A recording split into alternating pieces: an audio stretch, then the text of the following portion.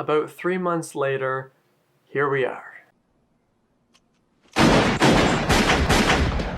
Casablanca came out in 1942 and it is my choice, or at least it was my choice, for September's classic movie review, but stuff got busy and I know you're seeing this in December, but you know, here we are. This tells the story of Rick, played by Humphrey Bogart, and once his former lover comes into the nightclub he owns, he has to struggle with some decisions that lead his character into some pretty interesting situations. That was my way of telling you the plot without spoiling it, because there are a lot of websites, big movie websites, that tell you one really important detail in the plot, but I didn't want to give that away. If you've seen the film, obviously you know, but this is just for the people who haven't seen the film. I don't want to spoil it for you. There will be no spoilers in this review. Casablanca is widely known as one of the all-time greats, and it's one of the most important classic films out there. I mean, it's really highly rated everywhere you go, and automatically that sets my expectations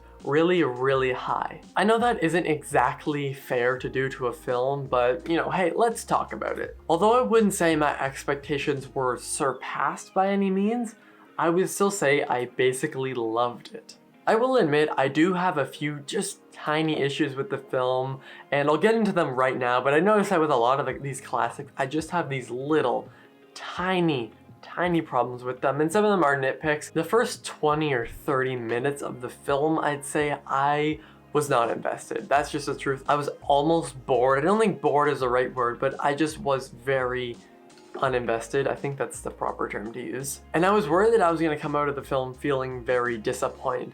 Thankfully, after those, let's say 30 minutes, the film really picks up in quality. I hate even saying this, honestly. It's barely even a problem here. It's just the time period, really. So I'm not going to count this as a problem. This is something that I just noticed, and I feel like I have to mention. The editing in some scenes did feel kind of awkward, and I know it's because it was 1942, and that's why I'm not going to count it as a problem. I just think that it was worth mentioning because sometimes it just felt a little uneasy where they cut to a close-up and then it cuts back.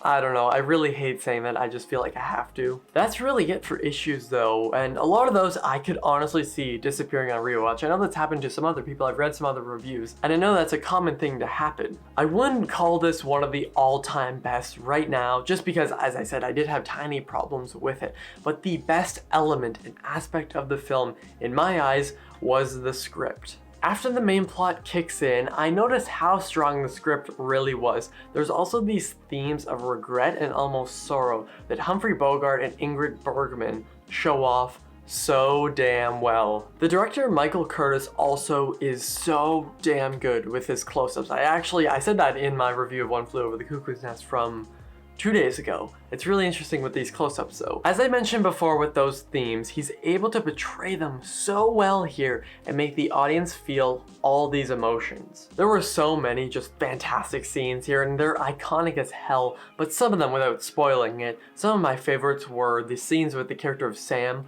playing on the piano.